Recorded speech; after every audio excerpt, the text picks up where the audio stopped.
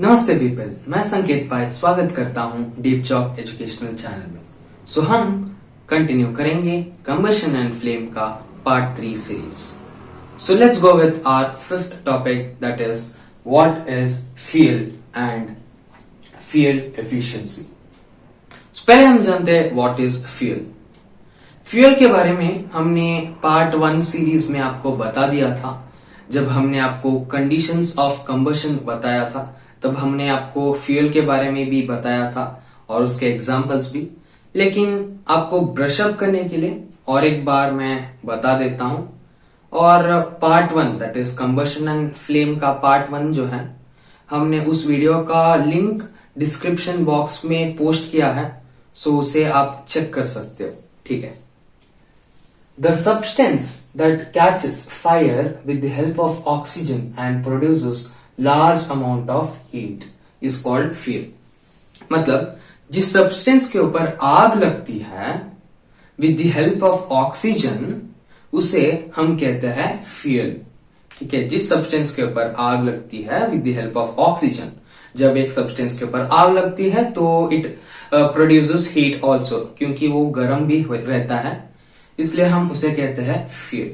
अब हम जानेंगे थोड़े बहुत examples. Petrol, charcoal, then diesel are some of the examples for fuel. ठीक है। ये जो सब्सटेंसेस है इसके ऊपर जल्दी से जल्दी आग लगती है with the help of oxygen and it produces heat. So ideal fuel. Ideal fuel जानने से पहले हम जान लेंगे उसके कैरेक्टरिस्टिक। मतलब कैरेक्टरिस्टिक मतलब उसके आइडियल फ्यूल का गुण क्या क्या रहता है। एक अच्छे फ्यूल का गुण क्या रहता है, हम कैरेक्टरिस्टिक ऑफ आइडियल फ्यूल में जानेंगे। कैरेक्टरिस्टिक ऑफ आइडियल फ्यूल बताने से पहले ये जो सारे पॉइंट्स मैंने कैरेक्टरिस्टिक का लिखा है, ये मैंने करियर लॉन्चर का वेबसाइट से लिया है। सो इसके लिए मैं उनसे शुक्रगुजार हूं। Thank you so much for that. So, an ideal fuel मतलब it should be cheap and easily available। मतलब जब आप एक फ्यूल लेते हो, it should be cheap and easily available। मतलब जब आप फ्यूल लेते हो तो उसका पैसा जो है उसे कम रहना चाहिए और उसका जो मिलना मतलब उसका अवेलेबिलिटी जो है it should be easy, मतलब बहुत जगह उसका मिलना रहना चाहिए। So it might be petrol. Petrol is there, right. आपको इजीली मिलता है लेकिन चीप नहीं है, वो चीप नहीं है, it is a bit costly. Now it should be stored easily. मतलब एक जब आप सब्सटेंस लेते हो, सब्सटेंस मतलब फ्यूल, यहां पर जब आप फ्यूल लेते हो तो उसे स्टोर करने में बहुत आसानी होना चाहिए। लेकिन मुझे लगता है ज्यादा से ज्यादा फ्यूल ऐसा नहीं है, क्योंकि आप पेट्रोल का ही एक एग्जांपल ले सकते हो। पेट्रोल को आपको पता है कि हम इसे सराउंडिंग्स मतलब ओपन एरिया में ऐसा रख नहीं सकते, क्योंकि हवा में वो पेट्रोल उड़ जाता है या गायब हो जाता है, एवापोरेशन टेक्स प्लेस, आपको पता होगा। इसलिए हम क्या करते हैं, जब आप बॉटल में स्टोर करते हो या आपके गाड़ी में स्टोर डालते हो पेट्रोल, आप कैप से उसे बंद करते हो, आपको पता है, क्योंकि पेट्रोल बहुत जल्दी से उड़ जाता है। सो आपको प्रॉपर तरीके से उसे स्टोर करना है। Then storage is very important, आपको अच्छी तरीके से उसे स्टोर करना पड़ेगा। It should burn at slow rate. ज्यादा से ज्यादा फ्यूल जल्दी से जल्दी बर्न होता है, उसका मैं आपको एक एग्जांपल भी देना चाहता हूं, दैट इज मैचस्टिक, मैचिस का तीली। जब आप मैचस्टिक बर्न करते हो, आपको पता ही होगा जल्दी से जल्दी बर्न होता है और मैचस्टिक जो है जल्दी से जल्दी बर्न होके खत्म भी हो जाता है, आपको पता है। So yes, next point, it should have low ignition temperature. Ignition temperature के बारे में आपको हमने व्हाट इज कंबशन, वही फर्स्ट वीडियो जो है हमारा, वहां पर हमने बता दिया था। सो प्लीज उसे चेक कीजिएगा, उस वीडियो को जो मैंने डिस्क्रिप्शन बॉक्स में अपलोड किया है। सो इग्निशन टेम्परेचर मतलब the lowest temperature at which a substance burns और catches fire is known as ignition temperature. उसका टेम्परेचर जो है इट शुड बी लो। आप फॉस्फोरस का एग्जांपल ले सकते हो। ठीक है, फॉस्फरस का एग्जाम्पल आप स्टोरेज में भी ले सकते हो. Storing phosphorus is not that easy, because आपको पता होगा और उस वीडियो में देखिए, क्योंकि मैंने आपको बता दिया था फॉस्फरस स्टोर करने के लिए एक दूसरा तरीका है, क्योंकि वो रूम टेम्परेचर में ही उसको आग लगती है.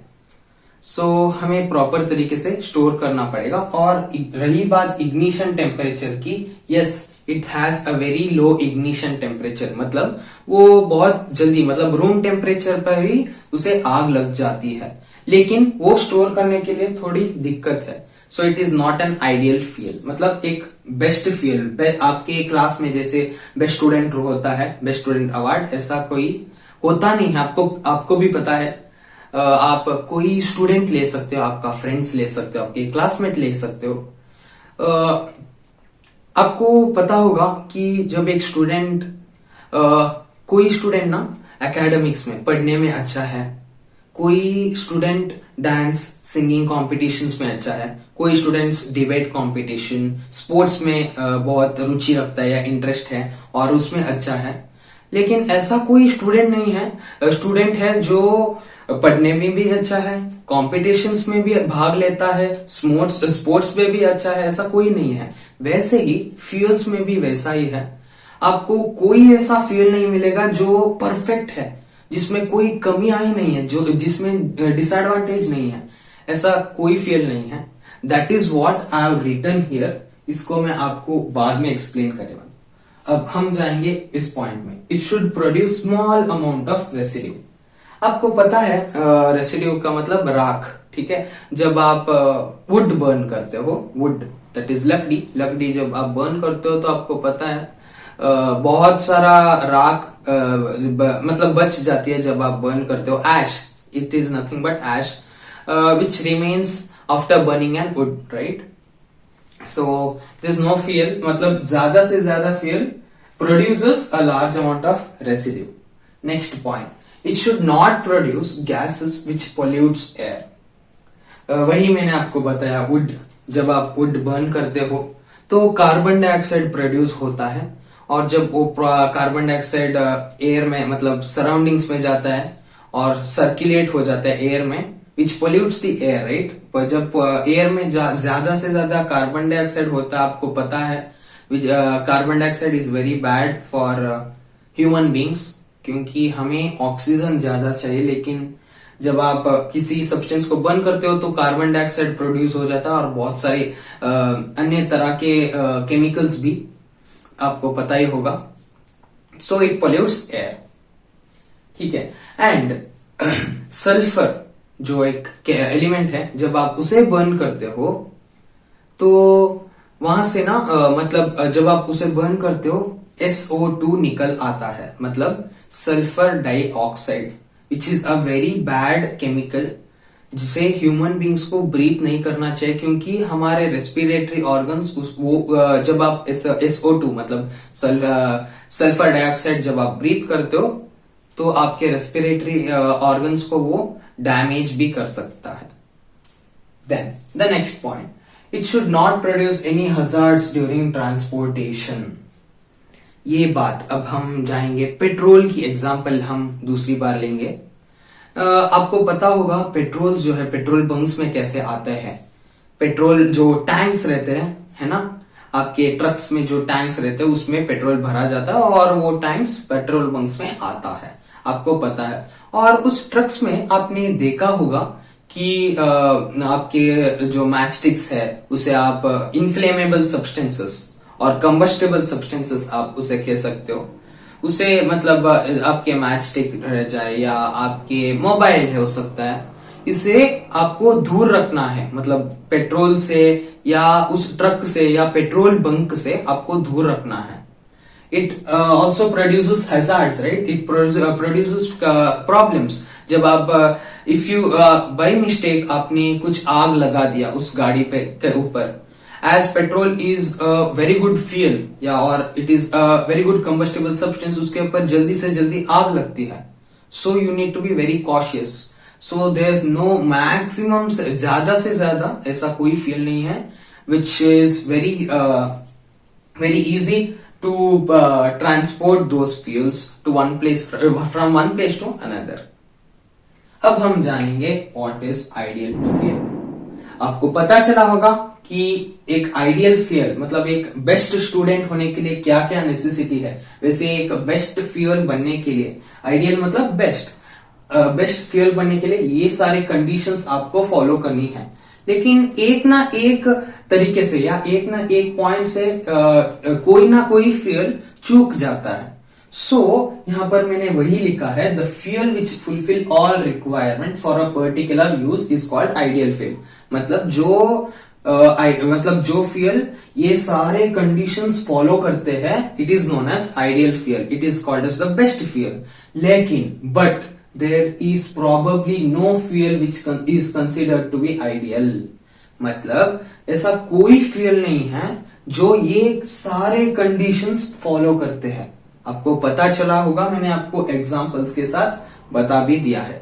एक ना एक पॉइंट से वो चूक जाता है, which proves that those fuels और those combustible substances are not eligible for to become और not eligible to be ideal fuel.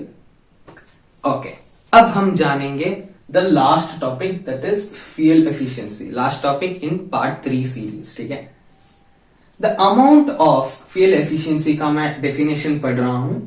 The amount of heat energy produced on complete combustion of 1 kg of fuel is called calorific value. मतलब जब आप एक fuel को एक proper तरीके से, मतलब एक प्रॉपर वेट से, मतलब 1 kg के वेट में जब एक फ्यूल का मास या वेट समझ लो कि 1 kg है और उसे आप जब बर्न करते हो तो इट प्रोड्यूसेस, मैंने आपको बता दिया, it produces a large amount of heat. वो कितने एफिशिएंट है या कितने अच्छे से हीट प्रोड्यूस करता है उसे हम कैलकुलेट करते हैं, and that calculation is called as, और that value is called as calorific value. ठीक है, मैं आपको दूसरी बार डेफिनेशन पढ़ के और एक बार मैं आपको एक्सप्लेन करना चाहता हूं। ठीक है, the amount of heat energy produced on complete combustion of 1 kg of fuel. जब आप एक फ्यूल लेते हो या कंबस्टिबल सब्सटेंस लेते हो in a proper quantity, that quantity is nothing but 1 kg। जब एक 1 kg फ्यूल लेते हो, ठीक है, स्पेसिफिक कह रहा हूं, 1 kg आपको डेफिनेशन में लिखना पड़ेगा। जब आप एक 1 kg फ्यूल को लेते हो और जब उसे बर्न करते हो and it produces some amount of heat, that heat is calculated in some value and that value is nothing but calorific value. अब it is expressed in unit called kilojoule per kg. आपको पता होगा current आप amperes में, मतलब amperes में उसे ये करते हो, मतलब क्या मेजर करते हो। ठीक है, उसका यूनिट है। आपके वेट, मतलब आपके जो वेट होता है, बॉडी वेट है, आप किस यूनिट से मेजर करते हो। मान लो कि मैं 70 kgs हूं, तो मैं कैसे 70 kgs बोलता हूं, है ना। ऐसा नहीं बोलता कि मैं 70 हूं, 70 लीटर्स हूं, 70 सेंटीमीटर्स हूं, ऐसा नहीं कहता हूं ना। एक प्रॉपर यूनिट है, दैट इज kgs। वैसे ही कैलोरीफिक वैल्यू को यूनिट है, स्पेसिफिक यूनिट है, and that is called as kilo joule per kg, और it is also called as kJ और केजी। ठीक है, आपको ऐसे ही लिखना है कैलोरीफिक वैल्यू। पहले आप ये वाला फोटो देखे, ये वाला टेबल देखे, फोटो नहीं, जहां पर फर्स्ट एग्जांपल आप देख सकते हो, दैट इज काउडंग। काउडंग का कैलोरीफिक वैल्यू है 6000 to 8000 kilo joule per unit. ये आपको बताना पड़ेगा, ठीक है, that is very important. The next point, and that is last point, higher calorific value, more the higher calorific value, more the efficiency value of the combustible substance।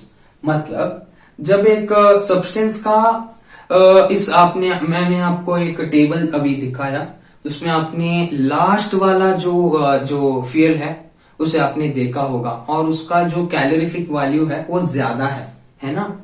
सो जब एक substance का calorific value ज्यादा होता है, उसका efficiency of combustible substance will be more. मतलब उसका burn होने का मतलब एक वो अच्छी तरीके से बर्न हो जाता है। ठीक है, उसे हम कहते हैं कैलोरीफिक वैल्यू। जो सब्सटेंस अच्छे तरीके से बर्न होता है with weight of 1 kg is known as calorific value.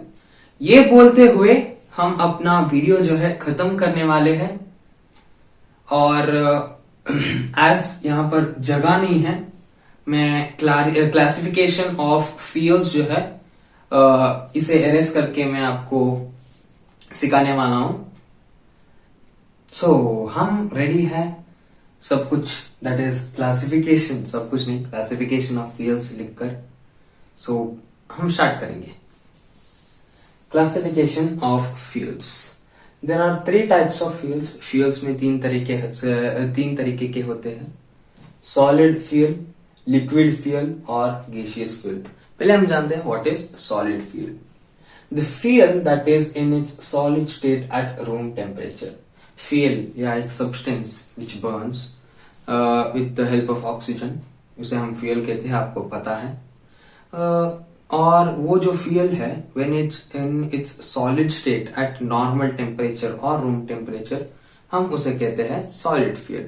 Examples है कैम्फर, वुड, कोल, कोक, ये सब कुछ they are in its solid state right at room temperature. जब आप उसे देखते हो विदाउट बर्निंग, जब आप बर्न करने से पहले उसे देखते हो तो वो सॉलिड स्टेट में रहता है, इसे उसे हम कहते हैं solid fuels.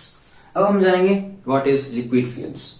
The fuel that is in its liquid state at room temperature. वही सेम, जब एक फ्यूल नॉर्मल टेम्परेचर या रूम टेम्परेचर में लिक्विड स्टेट में होता है, उसे हम कहते हैं लिक्विड फ्यूल्स। एग्जांपल्स है पेट्रोल, डीजल, केरोसिन ऑयल, ये सब कुछ they are nothing but LPG, liquefied petroleum gas, जो आपके गैस सिलेंडर्स में होता है। मैंने आपको वो भी एक्सप्लेन किया है व्हाट इज एलपीजी, ठीक है। They are nothing but liquid fuels, क्योंकि उसके जो पेट्रोल या डीजल या केरोसिन, ये जो फ्यूल्स है, it will be in its liquid form before it is burned, right. जब जलाने से पहले, उस फ्यूल्स को जलाने से पहले वो लिक्विड फ्यूल्स मतलब लिक्विड स्टेट में होता है। अब हम जानेंगे what is gaseous fuel. The fuel that is in its gaseous state at room temperature is called gaseous fuel. बहुत इजी है ये क्लासिफिकेशन ऑफ फ्यूल्स। जब एक fuel it is in its gaseous form burn करने से पहले eight room temperature या normal temperature, उसे हम कहते हैं गैसियस फ्यूल। एग्जांपल्स है सीएनजी, कंप्रेस्ड नेचुरल गैस, मैंने आपको बता दिया था। उसके बाद गोबर गैस, गोबर आपको पता है, इसे गांव में ज्यादा से ज्यादा यूज करते हैं and it is very useful, आपको पता है। वही गोबर, अब आप कह सकते हो कि गोबर is in its solid state, लेकिन जब गोबर विल बी मतलब it will be in its gaseous form, मतलब उसे बर्न करते हो तो it becomes a gaseous form, right. जब आप गोबर को बर्न करते हो so it is called as गोबर गैस। सो ये बताते हुए क्लासिफिकेशन ऑफ फ्यूल्स का जो टॉपिक है ये यहाँ पर खत्म होगा। अब इसे एरेज करके मुझे और एक topic, last topic of the lesson, and we will be completing combustion and flame part 3 series and even combustion and flame पूरा chapter. That is last topic, harmful effects of, ये वाला टॉपिक मैं आपको बता देता हूं, हार्मफुल इफेक्ट्स ऑफ व्हाट, ये आपका सस्पेंस है। इसे एरेज करके मैं आपको जल्द मिलने वाला हूं। सो हम बाल सब कुछ थोड़ा लाइक कोम करके थोड़ा रेडी हो चुके हैं, और हमने बोर्ड पर भी सब कुछ नेक्स्ट टॉपिक जो है, और वो ये लास्ट टॉपिक है कंबशन एंड फ्लेम का, वो भी हमने लिख लिया है। और मैंने आपको फिलिंग द ब्लैंक दिया था, harmful effects of dash, that is nothing but burning of fuel, right. मैंने आपको बता दिया था, and that is the topic name, that is harmful effects of burning fuel. अभी जब आप फ्यूल्स को बर्न करते हो या कंबस्टिबल सब्सटेंस को बर्न करते हो, उसमें थोड़ा डिसएडवांटेजेस है जो मैं आपको पॉइंट वाइज बताना चाहता हूं, ठीक है। सो फर्स्ट डिसएडवांटेज हम देखते हैं, carbon fuels like wood, coal, petroleum releases unburned carbon particles. मतलब जब आप वुड, कोल ऐसे सब कुछ बर्न या पेट्रोलियम को बर्न करते हो, it is nothing but carbon fuels और नेचुरल फ्यूल्स। जब आप इसे बर्न करते हो it produces carbon particles, that is nothing but carbon dioxide. मैंने आपको कैरेक्टरिस्टिक ऑफ फ्यूल में बताया था, it produces carbon dioxide. And you know carbon dioxide is like हमें अच्छा नहीं है, मतलब human as a human being हमें कार्बन डाइऑक्साइड हम ब्रीथ नहीं करते, which is very it's a poisonous gas for human beings, right, you know that.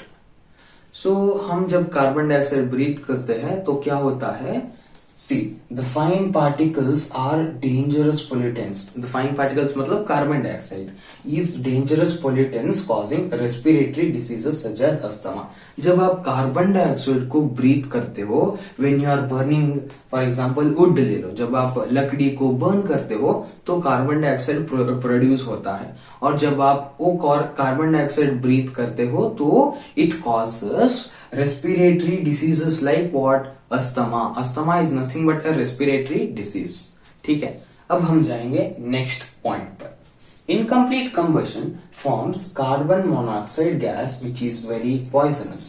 मतलब जब आप एक फ्यूल को बर्न करते हो वो पूरा तरीके से कंप्लीट कंबस्ट मतलब पूरा तरीके से बर्न नहीं होता है, ठीक है, वो आधा बर्न होता है आधा बर्न नहीं होता है। सो इससे क्या होता है, एक केमिकल, एक पॉइजनस गैस कह सकते हो आप, और उस पॉइजनस गैस का नाम है carbon monoxide.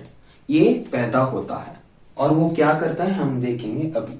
It is dangerous to burn coal in closed room as carbon monoxide can kill person sleeping in that room. मतलब जब आप मतलब कोई कोल, मान लो यहाँ पर कोल मैंने लिख लिया है, मान लो कि अभी coal is a fuel, okay, मान लो नहीं, कोल इज अ फ्यूल। कोल जब आप बर्न करते हो एक रूम में, मान लो कि एक छोटा रूम है और उस रूम में आप कोल बर्न कर रहे हो, it produces carbon monoxide gas which is a poisonous gas, okay. और जब आप बर्न करते हो आपका बर्न सब कुछ हो गया, कंबशन का प्रोसेस कंप्लीट कर दिया और उसी रूम में आप सोते हो, it can cause to death. मतलब एक पर्सन का जान भी जा सकता है, क्योंकि कार्बन मोनोऑक्साइड जो गैस है it is very that much poisonous and it is very very dangerous to. ठीक है, वही मैं यहां पर कहना चाहता हूं। मैं प्रेशअप कर देता हूं। जब आप कोल को एक रूम में, छोटा रूम में बर्न करते हो, इट प्रोड्यूसेस कार्बन मोनोऑक्साइड, और जब वो कार्बन मोनोऑक्साइड उस रूम में ही सर्कुलेट होकर वहां पर ही बैठ जाता है, और जब आप उसी रूम में जब आप सोते हो, जब आप कार्बन मोनोऑक्साइड को ब्रीथ करते हो, it can cause to a person's death. मतलब एक पर्सन का जान भी जा सकता है। अब हम जाएंगे थर्ड पॉइंट पर। Combustion of most fuel releases carbon dioxide in environment. मैंने आपको कहा यहाँ पर फर्स्ट पॉइंट में एग्जांपल आप वुड ले सकते हो कि जब आप वुड बर्न करते हो it produces carbon dioxide, that is what here it is. Combustion of most fuel releases carbon dioxide in environment. So वो क्या करता है, कार्बन डाइऑक्साइड क्या करता है, इंक्रीज्ड कॉन्सेंट्रेशन ऑफ CO2 मतलब carbon dioxide in air causes rise in temperature of atmosphere of earth which is called as global warming. मतलब मुझे भी पता नहीं चला मैं क्या पढ़ा हूं लेकिन मैं आपको बताना चाहता हूं, जब कार्बन डाइऑक्साइड का कंटेंट जो है, जब एटमॉस्फेयर, अर्थ का एटमॉस्फेयर में ज्यादा होता है, it can cause to global warming. मतलब जो अर्थ का जो टेम्परेचर है वो ज्यादा होता है when carbon dioxide is spread out all over the atmosphere of अर्थ।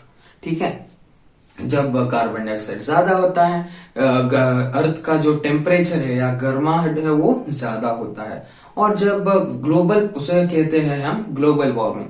अब जब ग्लोबल वार्मिंग होता है तो आर्टिक और एंटार्क्टिक ओशंस में, आर्टिक ओशंस कह रहा हूं मैं, पोल्स में, आर्टिक या अंटार्कटिक पोल्स में स्नो ब्लॉक्स है ना, आपको पता है, आइस ब्लॉक्स है। जब अर्थ गर्म हो रहा है या धरती गर्म हो रहा है, दैट जो स्नो आर्टिक पोल और अंटार्कटिक पोल में है वो पिघलने लगते हैं, which is very dangerous. Then coastal side में, मतलब south India is nothing but coastal side, वहां पर फ्लड्स भी ज्यादा होते हैं क्योंकि पानी का जो मतलब जो लेवल है, सी लेवल है, वो ज्यादा होता है, it rises and which can cause to flood also. So global increasing of the concentration of carbon dioxide, carbon dioxide का जो प्रोडक्शन हो, इफ इट becomes over, तो वो क्या करता है, it increases the temperature of earth, and increasing of a temperature of earth is known as global warming. ठीक है. और मैं फर्स्ट यहाँ पर इस पॉइंट में एक पॉइंट ऐड करना भूल गया. मैंने आपको कहा carbon fuels like would. Okay, जब आप वुड बर्न करते हो, आपको पता है ट्री ट्रंक्स जो है, would is nothing but the processed version of tree Trunks, right. जब आप ट्री ट्रंक्स कट करते हो, वो फैक्ट्रीज में जाते हैं and it becomes a proper would, जहां पर आप फर्नीचर्स ये सब कुछ बना सकते हो. आपको पता है जब आप ट्री को काट देते हो, it will cause to deforestation, and you know deforestation is very bad. So you can add another point, when you cut wood, matlab when you cut trees, it causes to deforestation, which is indirectly it is a harmful effect of burning fuel, है ना. Then अब हम जाएंगे last point. Burning of coal and diesel releases carbon dioxide gas. मतलब जब कोल and diesel, कोल आपको पता है जब आप बर्न करते हो, या डीजल आपको पता है ऑटोमोबाइल्स मतलब गाड़ियों में बहुत यूज करते हैं आपके एज अ फ्यूल आप डीजल भरते हो आपके गाड़ी में. तो वो क्या करता है, it releases carbon dioxide gas. Once again it releases carbon dioxide gas. It is extremely suffocating and corrosive gas. Carbon dioxide जो है, it is a it's very suffocating. मतलब if you breathe carbon dioxide, it is very harmful. मैंने आपको यहां पर भी कहा था, it might cause respiratory diseases and it can also cause suffocation. Nothing but indirectly मैं अस्थमा ही कह रहा हूं. ठीक है. And corrosive gas, yes it is corrosive gas, मतलब it is a dangerous gas. That's it. Sulphur dioxide and nitrogen. जब आप कोल या डीजल को बर्न करते हो, इट कॉजेस मतलब वो सल्फर डाइऑक्साइड और नाइट्रोजन को पैदा करते हैं, इस गैसेस को पैदा करते हैं, विच इज वेरी पॉइजनस और विच इज वेरी डेंजरस. ठीक है. जब आप बर्न करते हो डीजल आप गाड़ी में डालते हो, जब गाड़ी क्या करता है, डीजल को बर्न करता है and it produces such poisonous chemicals, that is sulfur dioxide and nitrogen, and these chemicals dissolve in your वो क्या करता है, it is of course वो gases है, वो क्या करते हैं, वो फैल जाते हैं क्लाउड्स में. जब वो क्लाउड्स में फैल जाते हैं, क्लाउड्स और वो जो केमिकल्स है, मतलब केमिकल्स कह रहा हूं, इट इज केमिकल्स या, एंड दीज करोसिव गैस और suffocating gases will mix with those clouds जो हमारे बादल है उसके साथ वो मिक्स हो जाते हैं. और जब बरसात होती है तब क्या होता है, it is the mixture of sulphur dioxide, nitrogen and your water, rain water. So उस मिक्सचर को हम क्या कहते हैं, उस मिक्सचर को हम कहते हैं एसिड रेन. ठीक है. Such rain is called as acid rain, which is harmful for crops and soil. Why is it harmful for crops and soil? वो क्या करते हैं, जब एसिड रेन गिरता है आपके सॉइल में या आपके खेत में, सॉइल एरोजन क्रिएट करता है, जो फर्टिलिटी ऑफ सॉइल है उसे कम कर देता है. इसलिए acid rains are very bad. ठीक है. For crops, even for us it is very bad. We cannot drink acid water very much, too much. So मैं एक बार चेक करने वाला हूं whether it is nitrogen or not, और मैं आपको नेक्स्ट वीडियो में बताने वाला हूं. I think it is nitrogen, sulphur dioxide and nitrogen, लेकिन मैं चेक करने वाला हूं whether it is nitrogen or not. ये बोलते हुए, ये लास्ट पॉइंट बोलते हुए और harmful effects of burning fuel बोलते हुए, ये टॉपिक बोलते हुए, I am completing combustion and flame part 3 series, or even I am completing the whole chapter, that is combustion and flame. So thank you people for watching this. और जो लोग देख रहे हैं प्लीज इस वीडियो को सब्सक्राइब कीजिए। और मैं कंबशन एंड फ्लेम का पार्ट 1 सीरीज और कंबशन एंड फ्लेम का पार्ट 2 सीरीज डिस्क्रिप्शन बॉक्स में डाल रहा हूं, प्लीज उसे भी देखिए, आपको पता चलेगा मैं क्या कह रहा था। इसका ही कंटिन्यूटी है वो, ठीक है। सो प्लीज उसे भी देखिए, सब्सक्राइब कीजिए, लाइक शेयर जो कुछ करना है प्लीज कीजिएगा। धन्यवाद।